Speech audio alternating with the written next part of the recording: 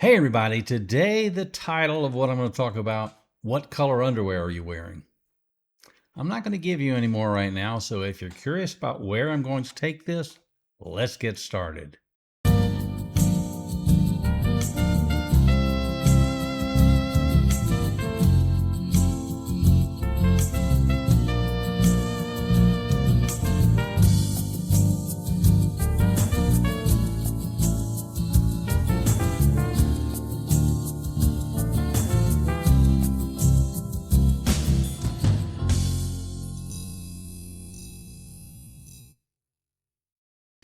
This is not a come on, but now that I have your attention, let's talk about assumptions.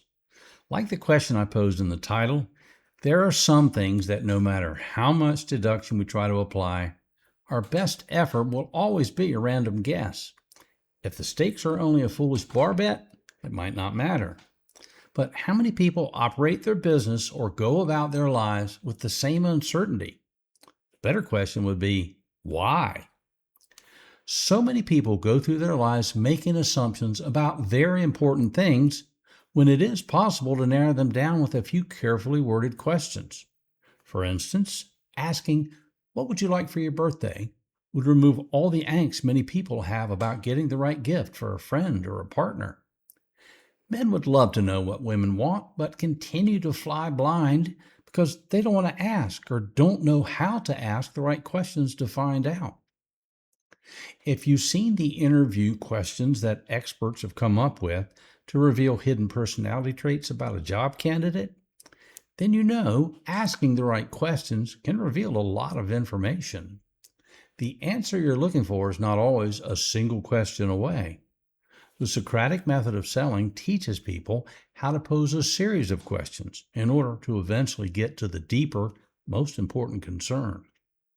Still, answers to questions will only be helpful if you understand what that answer means in context. You can ask a physicist to explain quantum mechanics, and they'll be able to give you a qualified answer. But unless you understand physics, you probably won't have a clue what they're talking about. Communication with prospects and new clients can be difficult. We don't know them yet, and we've not learned enough about them to be able to fill in the gaps. You may have intake forms and procedures which get the basics from every new person who engages your firm. From this process, you learn the what, but rarely uncover the why. Even when this person stays with your firm for years, if you continue to operate in this superficial level of understanding, you may never uncover their deepest concerns. When we don't ask questions and make assumptions about the client, or we don't ask enough questions to discover the real concern that's bringing them to us, we keep that relationship from growing. You are a seasoned professional, and your client has limited knowledge about your field. This differential is what makes the communication so difficult. You can't expect your client to bridge that gap, so it's incumbent upon you to meet them where they are. When you don't know what you don't know, you can't ask your best question first. This is the way our clients approach us. If you hear them pose a question, we have to remember that it will be formed using what they know, not what we know. A client of a CPA might ask if they can pay their taxes in June this year. An older couple might go to an estate planner asking if they can get wills prepared. An investment client could ask their advisor why they don't have EFTs in their portfolio. If the professional makes assumptions and acts upon the information offered or the question asked, they might get it all wrong. What if the real concern of the client of the CPA was about filing rather than paying? What if the elder couple really needs a trust? And what if the EFT mentioned is not appropriate for the investment client? It is our job as professionals to not just hear the words our clients speak to us.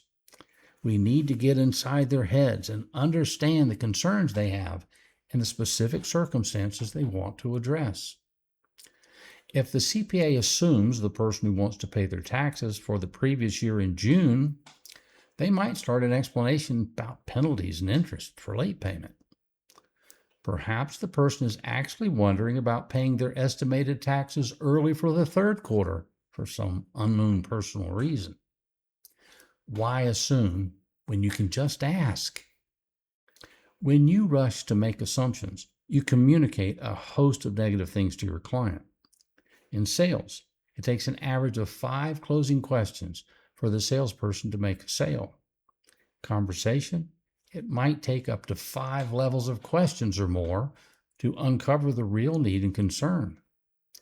Think about the first few rounds of questions as the ones which set the baseline. Once you've established a common point of understanding, then you can begin to communicate about the heart of the matter. If you're a parent, when you observe your young children trying to tell you something, you get a picture of what it's like to try to say something when you lack the words. Most parents learn to patiently slow down, hear what their child said, ask a few clarifying questions, and they can eventually figure out what the child wants to know.